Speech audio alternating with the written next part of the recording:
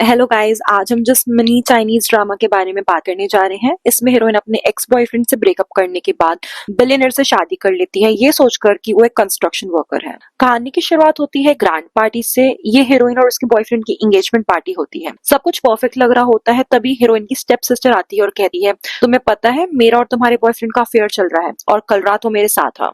ये सुनते हीरोइन को गुस्सा आता है और वो स्टेप सिस्टर को जोर का चाटा मार देती है। हीरोइन को गुस्से में देखकर स्टेप सिस्टर हंसने लगती है और कहती है, अगर मैं और तुम दोनों पानी में गिर गए तो तुम्हारा बॉयफ्रेंड किसे बचाएगा। इससे पहले हीरोइन कुछ समझ पाती, स्टेप सिस्टर हीरोइन को धक्का मार देती है और साथ में खुद भी कूद जाती है। हीरोइन शॉक हो जाती है जब बॉयफ्रेंड ये जानते हुए कि उसे तैरना नहीं आता है, उसका बॉयफ्रेंड उसकी जगह स्टेप सिस्टर को बचा के पूल से बाहर चला जाता है। हीरोइन अपनी जान बचाने के लिए पानी में हाथ पैर मारने लगती है, तभी हीरो जो पार्टी में ही होता है पानी में कूद जाता है, हीरोइन को बचा लेता है। हॉस्पिटल में हीरोइन का बॉयफ्रेंड आके उसे डांटता है एंगेजमेंट पार्टी स्पॉइल करने के लिए और स्टेप सिस्टर को धक्का देने के लिए। हीरोइन यहाँ पे अपने बॉयफ्रेंड से ब्रेकअप कर लेती है। बॉयफ्रेंड को लगता है कि वो ऐसे ही बकवास कर रही है, इसलिए उसकी बातों पे ध्यान नहीं देता है और स्टेप सिस्टर के साथ वहां से चला जाता है। बॉयफ्रेंड के जाने के बाद उसके हॉस्पिटल रूम में बुढ़ा आदमी आता है जिसकी जान हीरोइन ने कल बचाई होती है। वो हीरोइन से बहुत इंप्रेस होता है और कहता है कि वो उसकी शादी अपने ग्रैंडसन से कराना चाहता है। हीरोइन हैरान रह जाती है और जब वो ग्रैंडसन को देखती है तो शॉक डबल हो जाता है। क्यों? क्योंकि वो कोई और नहीं, वो वही आदमी होता है जो उसे स्विमिंग पूल से बचाता है। अपनी टॉक्सिक फैमिली से बचने और अपनी मॉम की प्रॉपर्टी वापस लेने के लिए हीरो से शादी करने के लिए तैयार हो जाती है।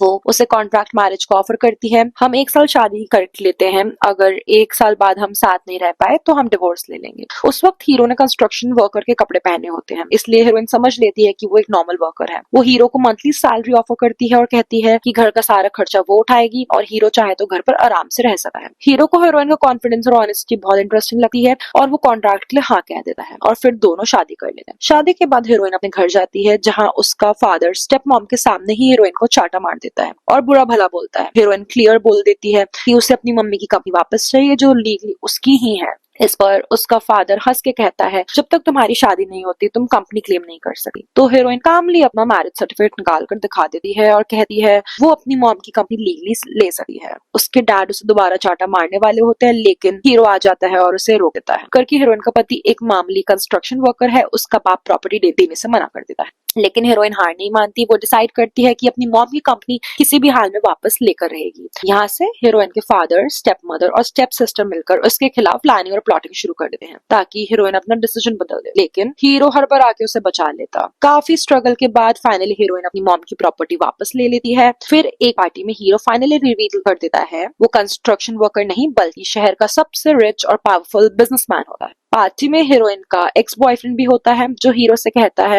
ये लड़की तुम्हारी बीवी बनने लायक नहीं है, ये कैरेक्टरलेस और इविल है। लेकिन हीरोइन बिल्कुल कामली सारे इल्जाम क्लियर करती है और रिवील करती है सारी प्लानिंग उसकी स्टेप सिस्टर ने की थी। ये सुन के एक्स बॉयफ्रेंड शॉक हो जाता है क्योंकि वो हमेशा हीरोइन को एरोगेंट और स्टेप सिस्टर को अच्छा समझता था। जब स्टेप सिस्टर उसके पीछे जाती है तो वो गुस्से में कह देता है, आज के बाद मुझे कॉन्टेक्ट मत करना। जब हीरोइन के बाप को पता चलता है कि हीरो इतना बड़ा बिजनेसमैन है, वो हीरो और हीरोइन को घर बुला लेता है और हीरो की चमचागिरी शुरू कर देता है। हीरोइन का बाप हीरोइन से कहता है, हीरो को डिवोर्स दो ताकि वो तुम्हारी स्टेप सिस्टर से शादी कर सके। हीरोइन मना करके वहां से चली जाती है। हीरोइन को रास्ते से हटाने के लिए स्टेप मदर उससे मारने की कोशिश करती है, लेकिन हीरो और एक्स बॉयफ्रेंड मिलकर हीरोइन को बचा लेते हैं। स्टेप मदर और सिस्टर अरेस्ट हो जाती हैं और हीरोइन का बाप हीरो को मारने की कोशिश करता है, जिसके बाद वो जेल चला जाता है। अटैक के कारण हीरो कोमा में चला जाता है। इसी बीच हीरो के फादर वापस आते हैं और यहाँ एक शॉकिंग ट्रुथ रिवील होता है, हीरोइन का एक्स बॉयफ्रेंड हीरो का स्टेप ब्रदर होता है।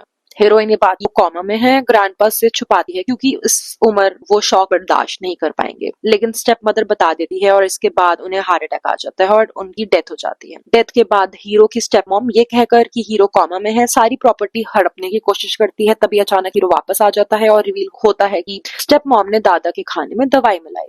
एंड में हीरोइन का एक्स बॉयफ्रेंड हीरोइन को किडनैप कर लेता है और कहता है हम दोनों कहीं दूर जाके रहेंगे, लेकिन रास्ते में कार का एक्सीडेंट हो जाता है, गाड़ी में आग लगने वाली होती है। मरते वक्त एक्स बॉयफ्रेंड हीरोइन से कहता है आई लव यू और वहीं उसकी डेथ हो जाती है।